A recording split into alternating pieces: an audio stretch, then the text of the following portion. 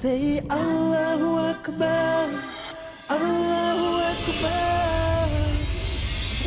God is great. Allahu Akbar, Allahu Akbar. God is great. Assalamu alaikum wa rahmatullahi wa barakatuh. I'd like to welcome you to another in our series, The Best in Islam. In this segment, we'll be looking at what is best with regards to charity. And we have been looking at it for a number of segments right now. We looked at Quranic verses with regards to it. We looked at some hadiths in the previous two sections. And we continue to look at hadiths guiding and governing charity. There are so many, perhaps more in this particular area than any of the other areas, because of the importance of charity in the lives of human beings, in society. Charity plays a major role in the functioning of human society, because there are always tragedies, there are always calamities. So without a charitable foundation, without a charitable way, without being charitable voluntarily, then the society is unable to cope with the needs of its citizens in any way. And alhamdulillah, evidence that this charitable nature is infused in Muslims can be found in a report which was recently published in the UK, where they said that of all of the various communities of the UK, from different parts of the world, from India, from Africa, from America, from Russia, all the different communities, from China, all the communities, that the most charitable of all of the communities were the Muslims. There was no contest. It wasn't that there was a contest and Muslims would try to beat everybody else out. No, they just did a survey and they found that the Muslims were the most charitable. This is because Islam has put so much of a premium on charity. And charity is the safety net. It is the pillow. It's the comfort that the society needs to be able to function effectively, where its citizens, the community, are able to get past the various tragedies, calamities which happen in all societies. So, Prophet Muhammad, may God's peace and blessing be upon him, was quoted by Abu Ayyub and Hakim ibn Hizam as saying, أفضل الصدقة الصدقة على ذي الرحم الكاشح. The best charity is that given to a resentful relative. The best charity is that given to a resentful relative. In our previous episode, we spoke about charity best given from surplus, so we don't hurt our family.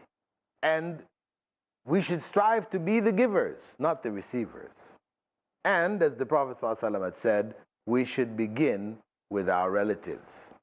So now he has elaborated in terms of who we give of our relatives. The best charity is to give to a resentful relative. That resentful relative is one who has bad feelings towards you. Of course, that's the one you would least want to give. You would say, well, why, O Messenger of Allah? Why should that be the best charity? To give to the one who dislikes us the most. It seems to be, it goes against nature. Our nature is to give to the one who likes us the most, or we like the most. That's the one that we give. We like the ones the most who like us the most. I mean, that's how we are naturally. We like those who like us. We don't like those who don't like us. that's just how it is. So what now? Why does that charity given to the one who doesn't like us better than giving to the one who likes us? Now, this is relative to the giver. This is relative to the giver. Because now you have to struggle. This has nothing to do with wealth of your family, so you're depriving them of anything. No.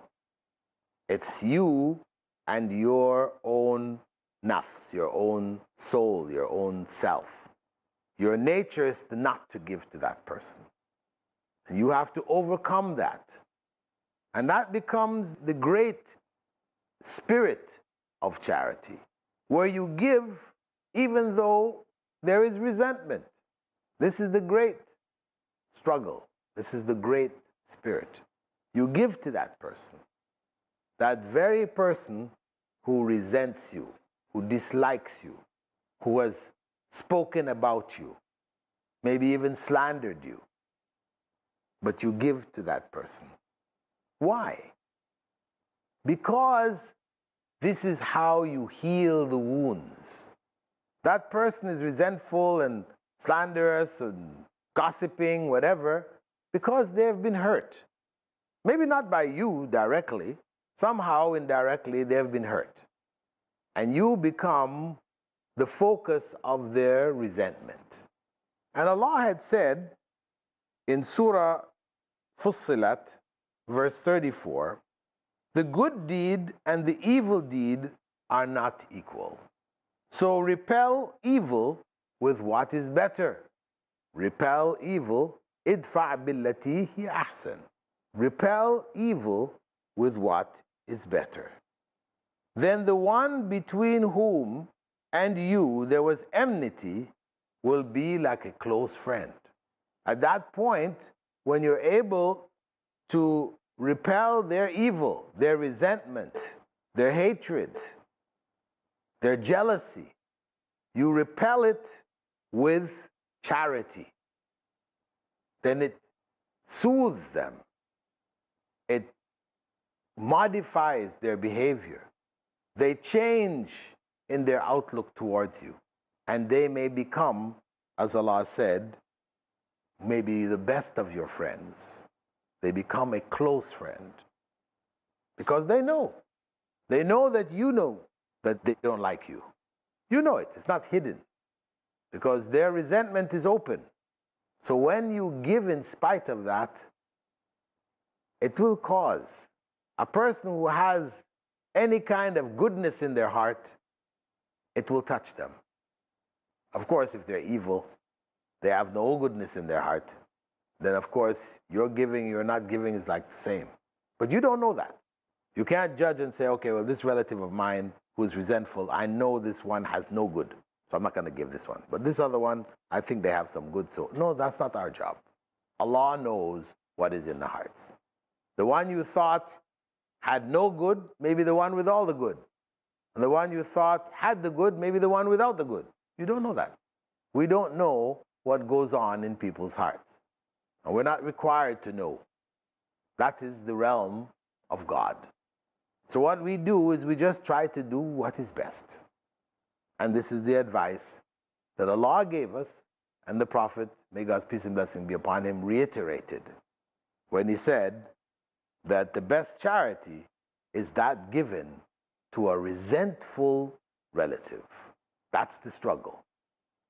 Struggle over our nafs, over our own desires, struggle over that individual, his or her resentment. In spite of it, inshallah, we will win their hearts, because charity, gifts, generosity, it heals. It heals the wounds of the hearts and the souls.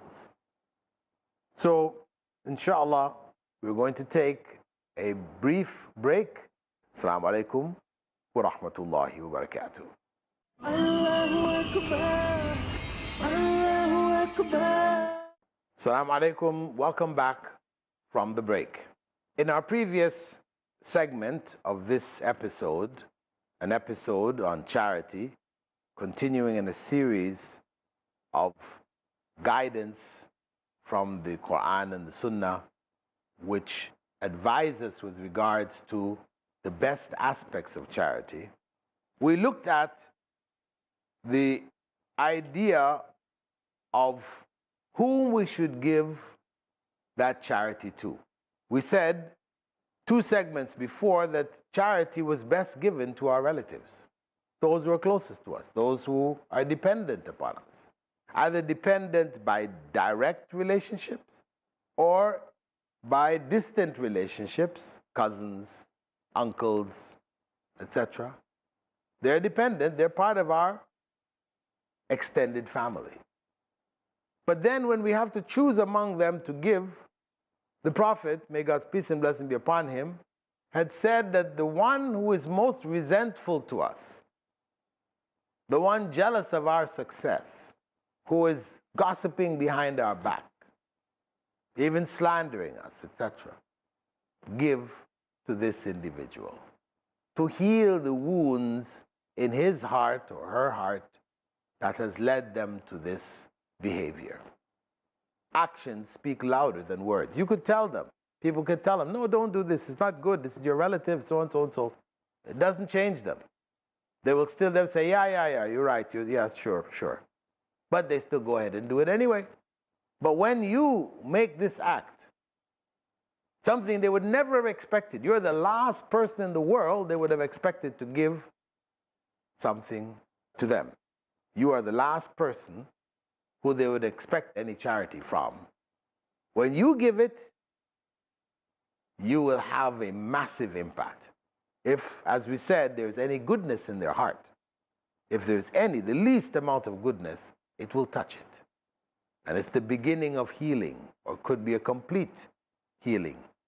So the Prophet, may God's peace and blessing be upon him, put that weight on our shoulders to give to one who we don't want to give to.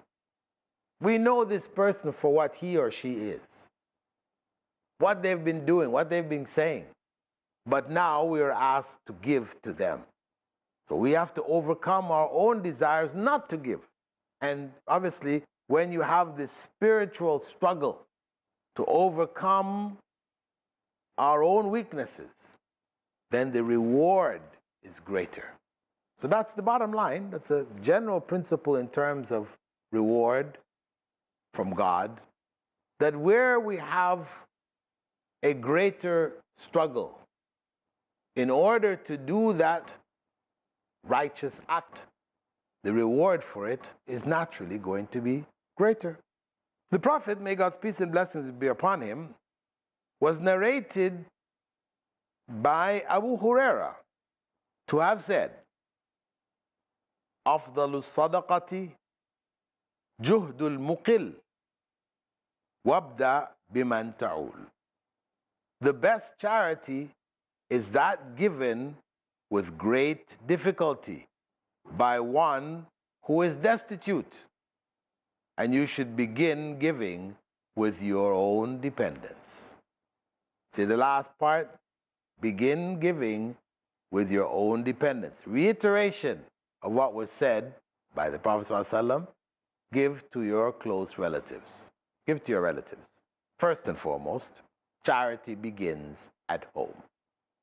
But here now the Prophet ﷺ is saying that the best charity is to give when there is great difficulty by one who is destitute.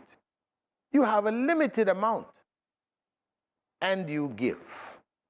You have a limited amount, yet you give. You're giving when you really should be receiving, but you are giving. That is the best charity. How could that be? We just said before that Prophet Muhammad ﷺ said the best charity is giving from your surplus. That is for those who have surplus. that hadith is not contradicting this hadith. For those who have the surplus, then it's best that they give from the surplus. If you have a surplus, it's best that you give from that surplus. And when you give to those who are closest to you, first and foremost.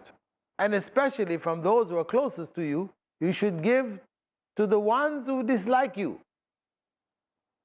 But now if you have nothing, well, then you have no chance to get the reward of generosity if you have nothing.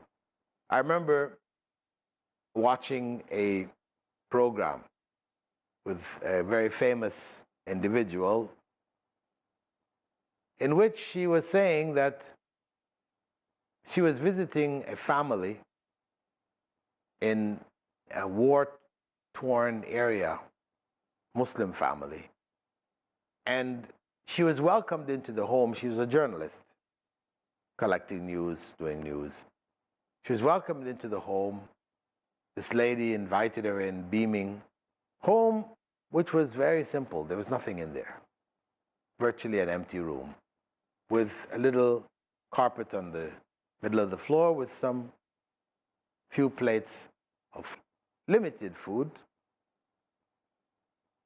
And she was invited in to come and eat from it. And it was in Ramadan. And she was expressing how she felt resentful. The woman, the journalist, was resentful of Islam.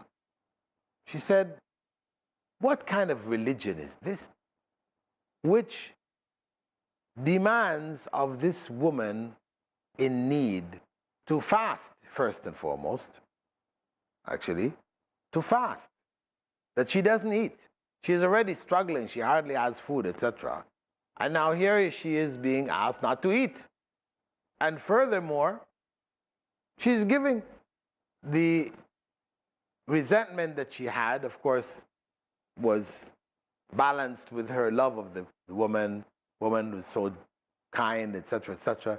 And she sat with her, and in talking to her, she asked her, why do you fast? She said, I fast to know and to understand the feelings of the poor. This is what is happening. Those people who are truly without.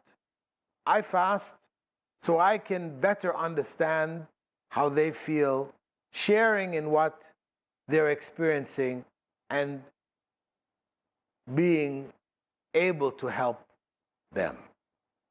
That there are people who are worse off than me. Fasting reminds me of that, because still I'm choosing to fast. There are people who don't have any choice. They fast because they have nothing.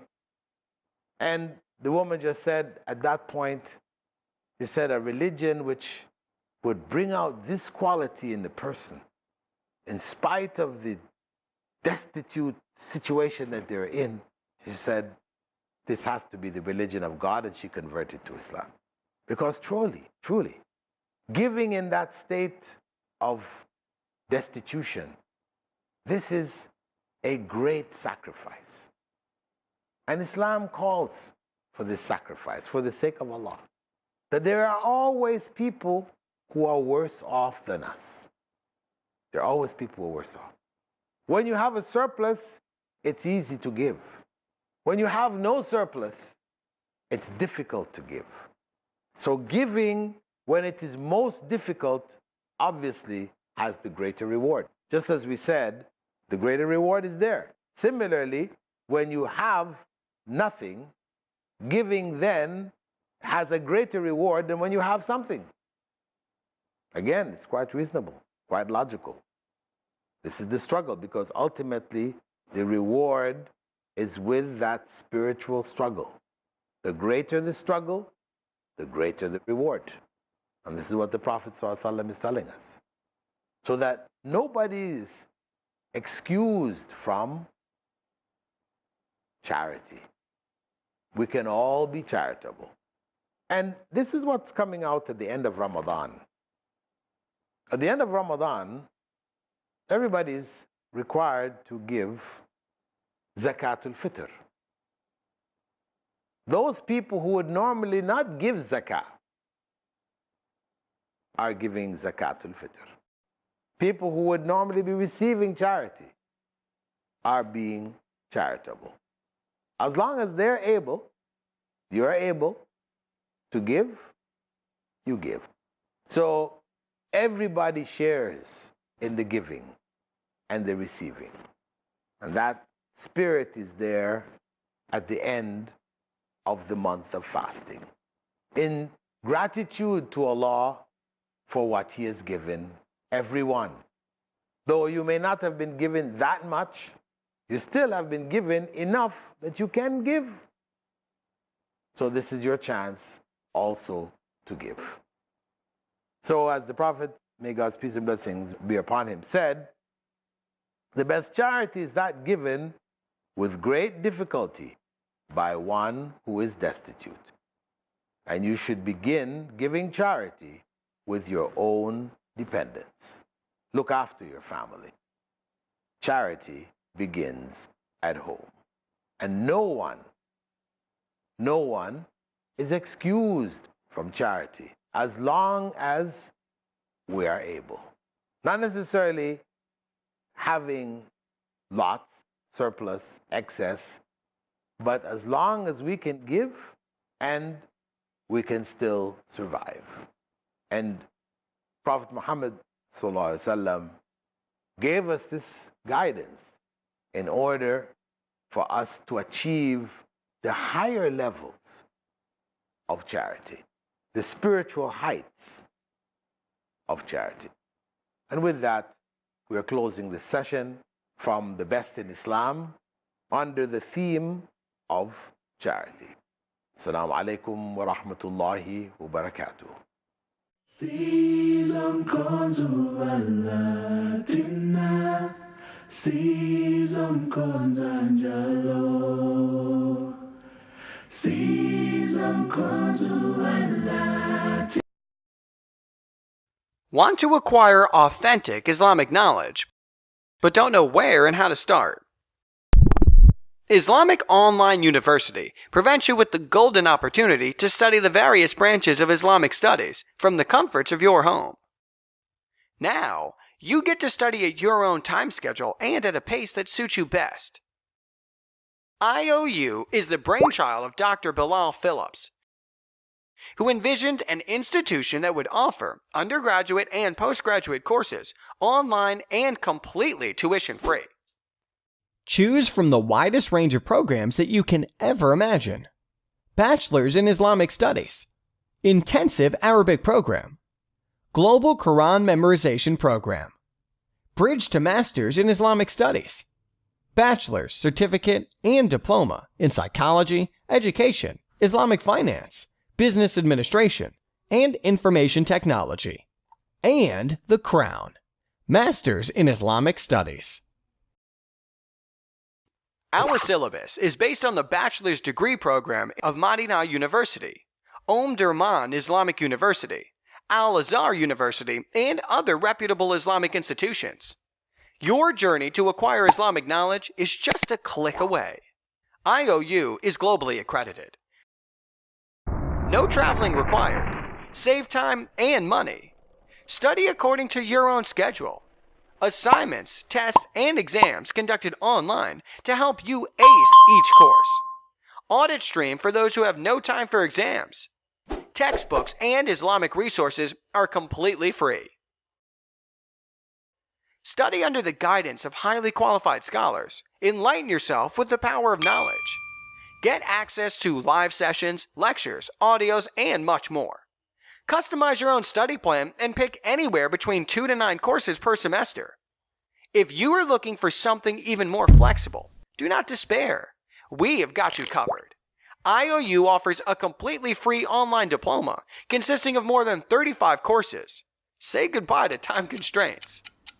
Join the world's first tuition-free Islamic university with a massively diverse student body from around the world.